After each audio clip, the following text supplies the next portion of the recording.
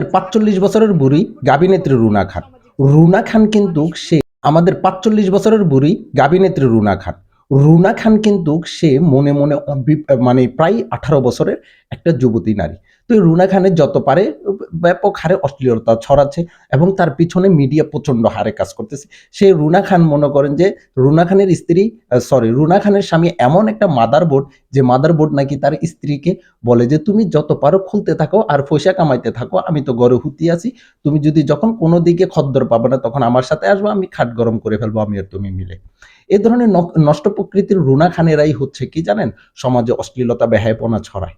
তো রুনা খান নাকি বলে এখন বলে আরো বলে আপডেট হচ্ছে, স্ট্রাগল করতেছে এবং সে ৪৫ বছর বয়সে বা ৪০ বছরের বয়সের বুড়ি হওয়ার পরেও সে যে বুড়ি সেটা সে বিশ্বাস করতে রাজি না। সে বলতে চাচ্ছে আমি হলাম যে বিশাল বড় যুবতী, তো আমি এই যুবতী হওয়ার সুবাদেই আমি যেভাবে পারি সেভাবে কাপড় টাপড় খুলে ফেলতে পারতেছি, এতে করে আমাকে কেউ যদি কিছু বলে তাতে করে আমার কিছু যায় আসে না। এই যে নষ্টমী, এই যে ভ্রষ্টামি, এই যে নিকৃষ্টতমা, এই যে বেহাইয়াপনা, এই বেহাইয়াপনাগুলাকে তাদের স্বামীগুলা, তাদের ইয়ারে মা বাবাগুলো আবার কি করতেছে, সাপোর্ট দিচ্ছে এবং তারা গর্ভবতী হচ্ছে।